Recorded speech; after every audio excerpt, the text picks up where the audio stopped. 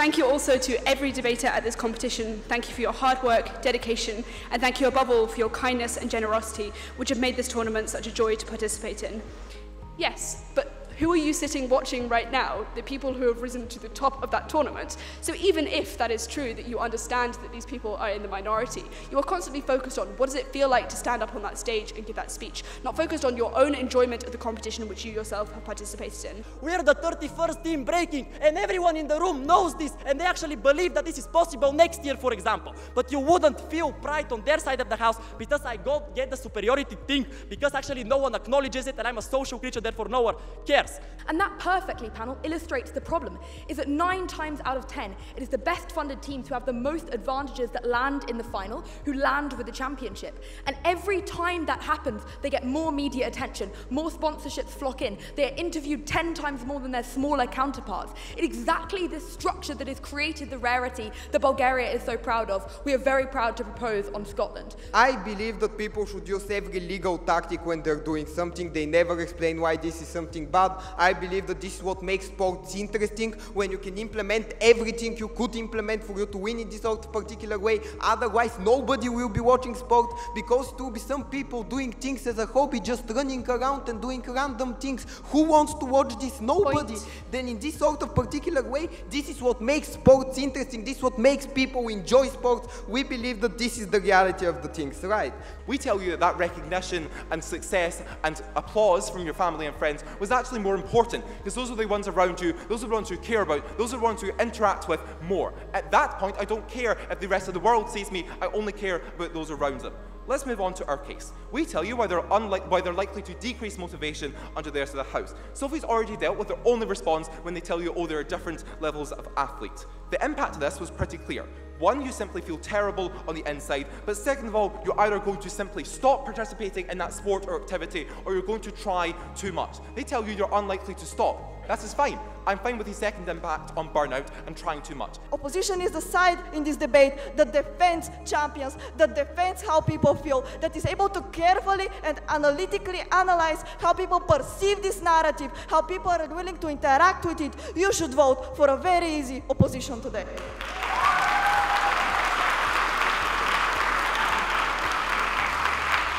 I'm very excited to be at Serbia WSDC this year. I think it's been a very exciting tournament, very warm because of the weather, but in spite of that, I think some really interesting motions that the kids have been able to engage with, important issues of our time, and resulted in, I think, a really interesting final between Scotland and Bulgaria, where we spoke about the glorification of champions themselves, which is perhaps quite fitting, reflecting back on the rest of the tournament. Really enjoyed it, very competitive, lots of upsets, which was very cool. Always fun to see new nations in the break, so that was also really cool. Very good final, exciting rounds, lovely time, lovely place. And you made lots of friends. Lots of friends. The better team won, so you'd rather lose to the world champions. It's really nice to meet people who you just never meet otherwise if you weren't doing this, so yeah, it's really nice to meet people from different countries and different backgrounds. It's really enjoyable. I mean, I thought it was fantastic. The quality of the debate was so high. It's just incredible to be here, certainly in Scotland. Never in our wildest dreams did we think we'd ever be in this final, and I'm just so proud of everyone who was speaking in the debate. They did a fantastic job. So we'll wait and see what happens, but just great to be here. Fantastic experience. Thank you so much to Belgrade for everything. It's great. It's very historic. There's a lot of good food. It's a great place. We love Belgrade. Yay! Belgrade was very nice, even though I didn't get to see much of it, because I was with these people, watching them debating and trying to help them. But the tournament overall was very nice. Everybody was very friendly. Yeah, it's been exciting. We've seen a lot of new teams join, which is exciting. It was a cool final between Scotland and Bulgaria, two teams which you wouldn't expect regularly in a final, but yeah, it just shows this is becoming a more global event, and we were happy to be involved with that. Yeah, it was a great final. Really surprising to see these two teams, but yeah, really impressed by both of them. It's my first time participating, but I found it actually really interesting. I found out many things and made many friends and met many cultures around the world. Plus, the most important thing is that I gained experience here, and it got me more interested in debating, seeing most of the debates. Like, they're incredible speakers. They're really good people. Like, what else can you want to love debating? Like, people that I met last year, some of my lifelong friends, people that I've met this year, I think are going to be in my life for a very long time. And even some of the memories I have of like exploring the Serbian, like being in the Palace of Serbia, or like exploring all of these different cultural things, are experiences that take you very long. Yeah.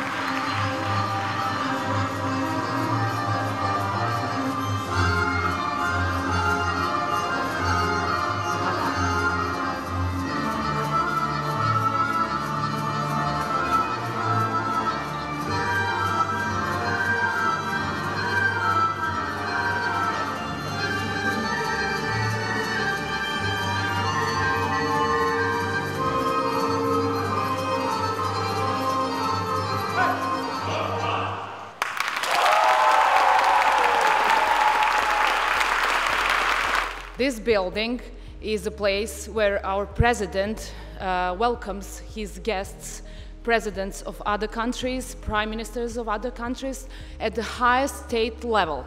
This building was built to represent Yugoslavia, its strength and its magnificence. And the concept of this ceremonial part you're currently in is such as this is the whole of Yugoslavia, and around of this whole are the salons dedicated to the former republics of Yugoslavia. And each of these salons were designed by the architect coming from the republic which the salon is dedicated to. First of all, our biggest thanks from the whole ORCOM goes to our President of National Assembly of Serbia, Ana Brnabić, who is currently not able to be here with us, but basically provided all her support throughout organization of all this event. Basically, more than a year ago, she provided us with her full support, and that helped us with the process with organizing this and being in the end able to host this event in this amazing place that we currently are. So, second of all, I want to also thank the Ministry of Education in Serbia, which we have currently a representative from the ministry right here, also for their kind support for this really important educational event in Belgrade. We want to thank the city of Belgrade that helped us with a lot of important stuff, such as organizing transportation for you all and stuff like that. Thank you all of our guests for embassies that came. We are really honored to have you here, and thank you for taking the time to visit us on this event. Of course, thanks to our partner IDEA that Bojan is trying to hide. Don't worry, I won't call you. So, hi Bojan, thank you so much for all your support while organizing this event. I don't know what is the longest way someone traveled, I suppose New Zealand. Yeah, like we can calculate it later. But thank you for coming here and for basically spending these 10 days with us, for trusting us. And now I would like to especially thank our CA team, Rock in Geneva. Basically, I had a really good speech to make about them on the opening, but because I was all over the place, I forgot to thank them, and I felt really bad for 3 days. So thank you so much for being here, for working with us. We had an amazing time. So if you could please come here to receive your gifts.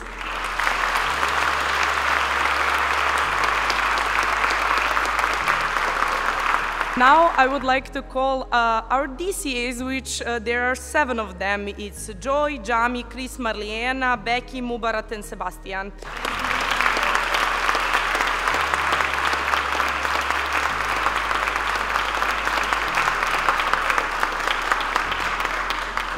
It struck me like a lightning that we have an unsung hero among our ranks, which did not get the credit reserved that the person deserves due to us being extremely tired and not thinking about everything.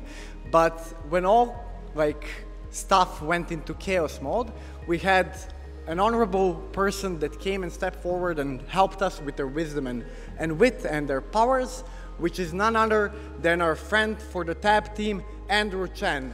And we want to...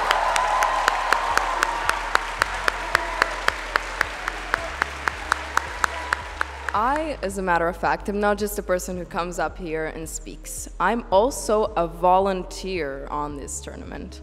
I showed up, and I was the lousy, bad volunteer that did absolutely nothing, but there were so many volunteers that helped this event literally come to life and that are amazing, all of them. Like, you helped everyone in this room, so I would just like to remind you that you helped all of these people have an amazing time, and you're just returning so much to the community. We couldn't appreciate you more, so thank you. So to all of you, it has been a true joy. You are each individuals, but together we think we made a pretty amazing team. And it is, I mean, sad for Rock and I that the time that we've had together to come to an end now, but we really look forward to seeing you guys go on to CA Worlds in the future, we're sure, and to CA and be involved in so many other competitions everywhere in the globe, that I hope the rest of the community and everyone in this room does know how lucky they are to have you, because for us, we couldn't have done this competition without you. So thank you so much. The 5th best new nation speaker, we have Christina from Bosnia and Herzegovina with 68.90 average. Congratulations to you, Christina. 4th best new nation speaker, we have Santos from Portugal, 69.24 average. So in 3rd place, from Bosnia, we have Milika with 69.50.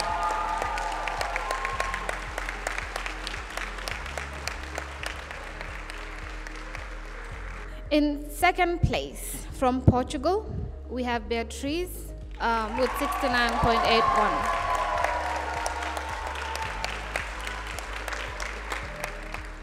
Now, for the best new nation speaker with an average of 70.00, we have Manuela from Portugal.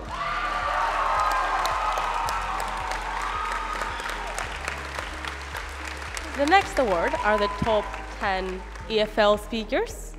10th best EFL speaker is Carlson Kobis from Indonesia.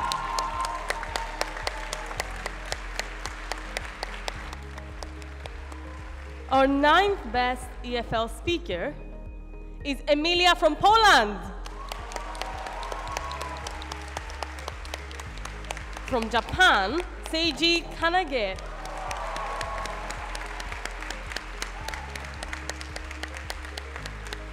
The 7th best EFL speaker with an average of 71.83 is from Israel, Yuval Gonen.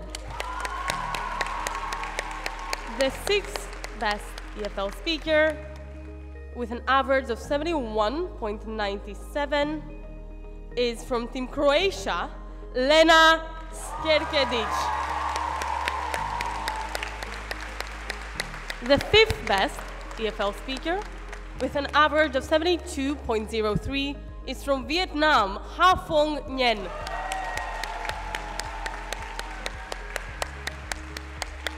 The 4th best EFL speaker with an average of 72.21 is from Team Thailand, Praveen Kat.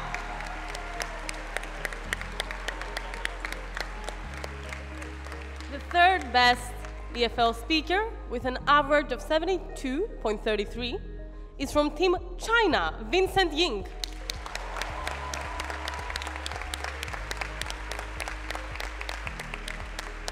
The 2nd best EFL speaker with an average of 72.58 from Croatia, Marin Bolanta.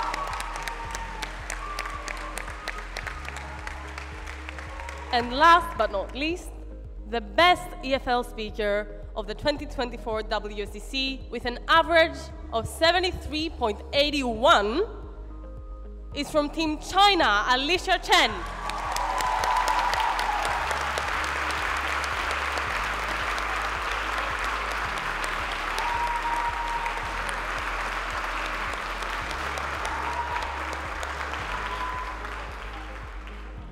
In a similar fashion, we're going to now go through the top 10 in the ESL category. So similarly, please come up and the top 5 will receive their medals here, but the top 10 we'd like to see at the front. The 10th best ESL speaker for 2024 with an average of 72.71 speaks from Team Greece, Alexia Sixou.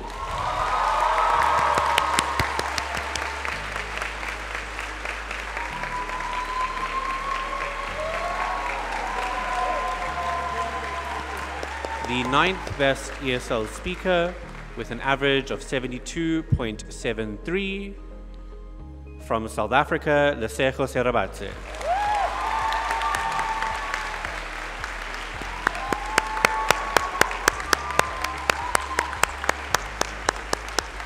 In 8th, with an average of 72.74 from Team India, Hasini Kelemapali.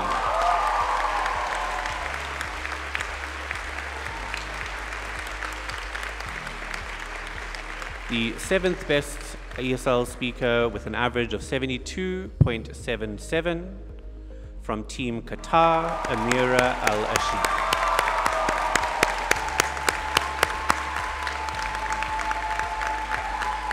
The 6th best ESL speaker with an average of 72.83 from the United Arab Emirates, Aryan Kundra.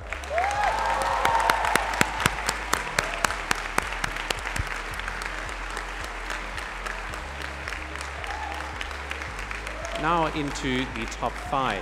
The 5th best ESL speaker with an average of 72.95 from Team Mexico, Diego Garcia Moreno.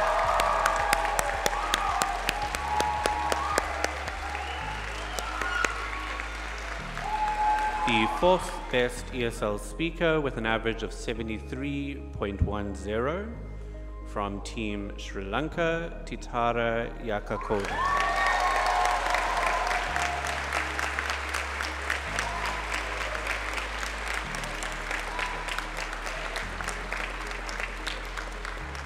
Third best ESL speaker with an average of 73.27 from Team India, Hitashi Goyal.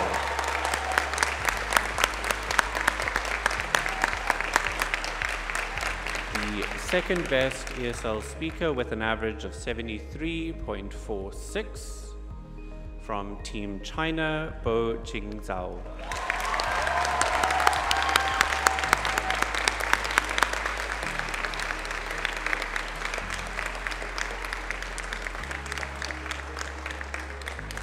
And the best ESL speaker with an average of 73.50 for WSDC 2024, Clement Cao from Team China.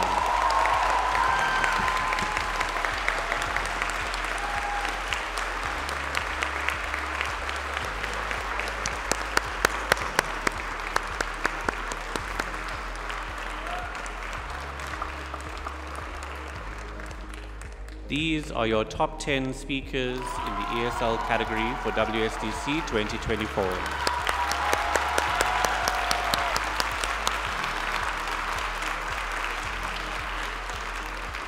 Now, let's announce the 10 best open speakers WSDC 2024. Starting from number 10, the 10th best open speaker with an average of 73.46 from Hong Kong is Rachel Lang.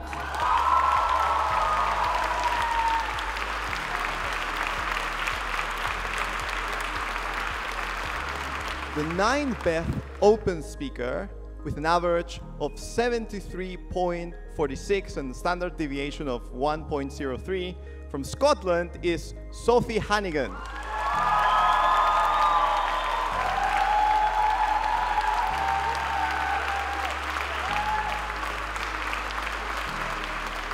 The 8th best open speaker with an average of 73.46 and standard deviation of 0.36 from China is Bo Xin-Zhao.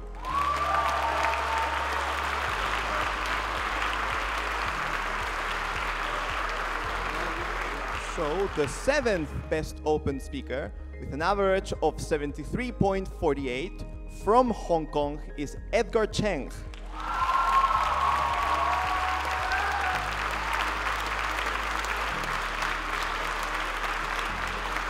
The 6th best open speaker with an average of 73.50 from China is Clement Zhao.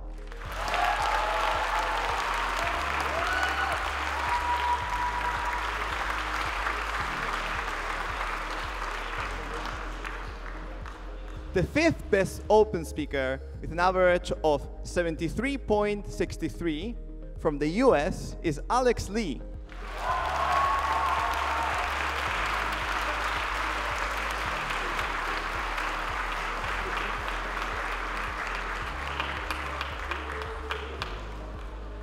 The 4th best open speaker with an average of 73.67 from Canada is Leo Tzu.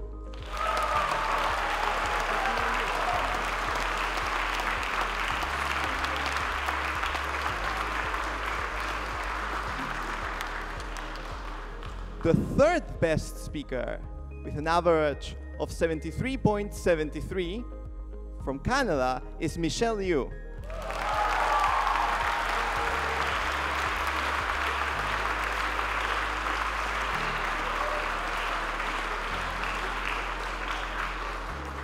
The 2nd best speaker with an average of 73.81 from China is Alicia Chen.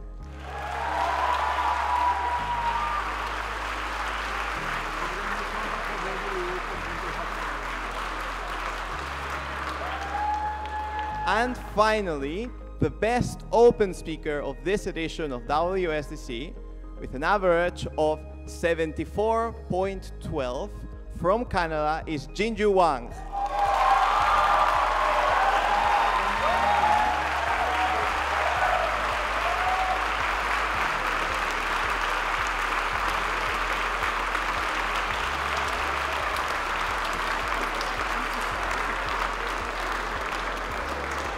The best open speakers of World Schools.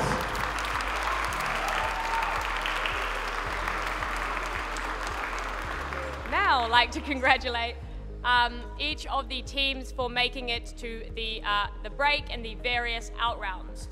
So starting with the double octo finals. Congratulations to Canada, the USA, United Arab Emirates, Germany, Lithuania, Mexico, Japan, the Netherlands, Hungary, Thailand, Poland, Zimbabwe, Uganda, New Zealand, Israel, Ireland. Woo!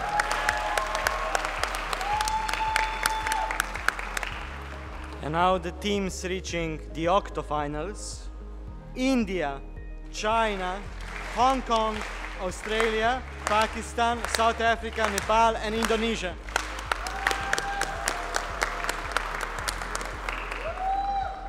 And for the teams reaching the quarterfinals, England, Singapore, South Korea, and Taiwan.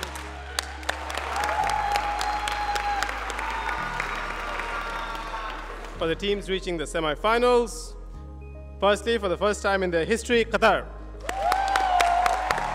And secondly, for the second time in their history, Greece.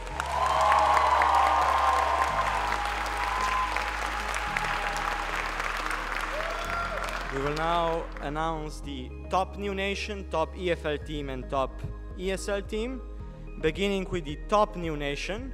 And I would like to invite the speakers to join us here.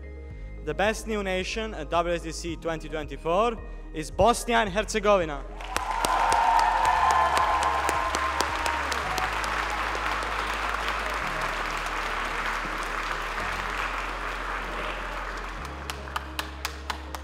Now, on to the top EFL team of Serbia WSDC 2024 is Indonesia.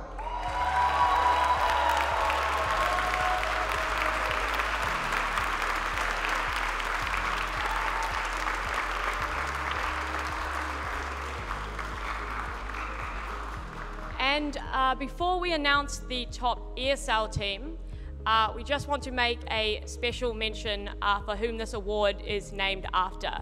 So the Bobby and Dika Rutang Award for the Best ESL Team is named after an individual who made a tireless effort for the inclusion of both ESL and EFL individuals across the globe in various forms of public speaking, including at the World Schools Debating Championship. This is an individual who strived to make the place significantly more comfortable for everyone, irrespective of their language status, where they came from, or who they were, and made an incredible contribution to those individuals and to everyone who knew them and also knew what they stood for.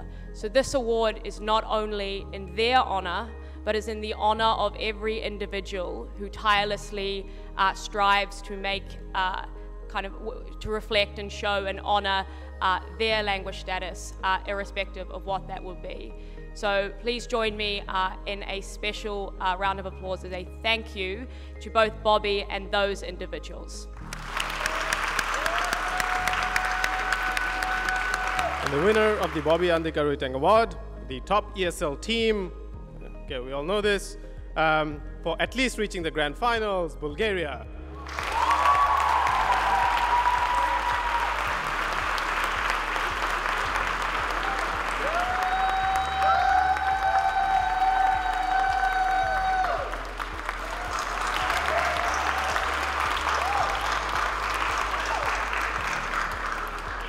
Before I start my OA, I would like to thank all the other members of the judging panel for a great discussion.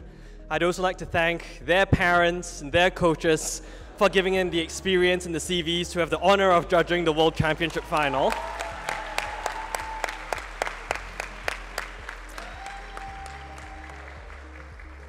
It was not unanimous, and it came down to essentially three big issues. The first issue was whether or not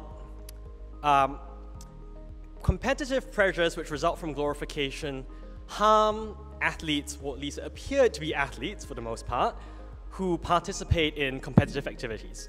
Now, this argument was for large part litigated implicitly and occasionally explicitly as an argument about the irrationality of people participating in these activities. What did we hear coming from the proposition about why there is a certain amount of irrationality involved? We heard that essentially people overestimate their chances of success because of the inherent allure of achieving something which is very difficult. We heard that the media disproportionately focuses on people who are successful in a way which means that people overestimate their chances of success. There was also another way in which they tried to prove irrationality, which is that the knowledge with which they are acting is often not accurate, because champions hide the amount of privilege they have because they want to present themselves as gods, and because sometimes they actually lie. They might attribute their success to, for instance, the shoes they're wearing. What was the opposition's response? Essentially, the opposition's response was a very powerful appeal to brute force common sense. The op said, well, people have common sense. They know that there is privilege. They know that you're not successful because of the shoes you wear. What about issues like imposter syndrome? Judges did not entirely see eye to eye on this first clash. Second clash, about accountability. Proposition says there are reasons why people who are successful, who are champions, are not accountable. They're thought of as perfect.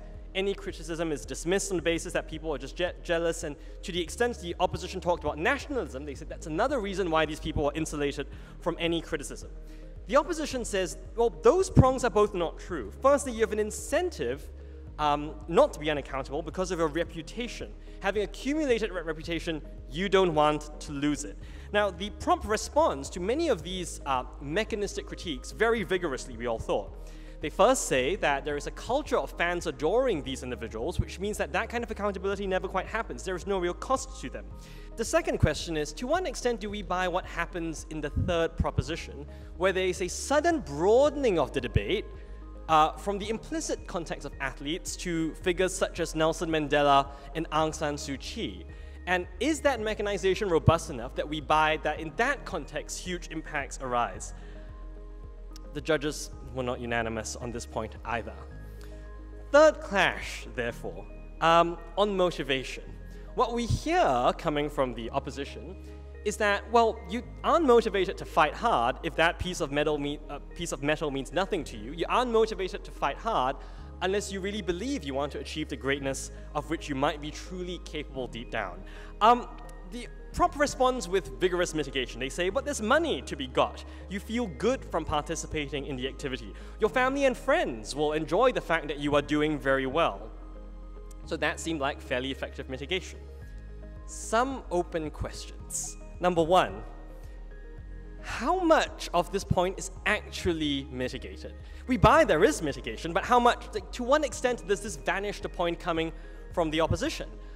Given that the opposition does characterize, and the proposition to some extent ride in this as well, that glorification is a particularly powerful incentive for people. The second question is, does this just make the debate symmetric? If the proposition says there are lots of reasons for people to still want to win, do all the harms about pressure and emotional damage and pushing yourself beyond your limits and cultivating a toxic competitive culture, are those in fact symmetric, or do certain very specific things, like the terror of failure, like imposter syndrome, like being a generally unpleasant person at competitive events, are those things not quite symmetric? And does it matter that none of this was actually explicitly said by the opposition? So, because of that, we had a very good discussion. We converged quite rapidly, but not completely, towards a 7-2 call. And that 7-2 call was that the team which is runner-up in this year's final is the team... Oh, I'll announce the champion instead. I thought that seemed more intuitive too.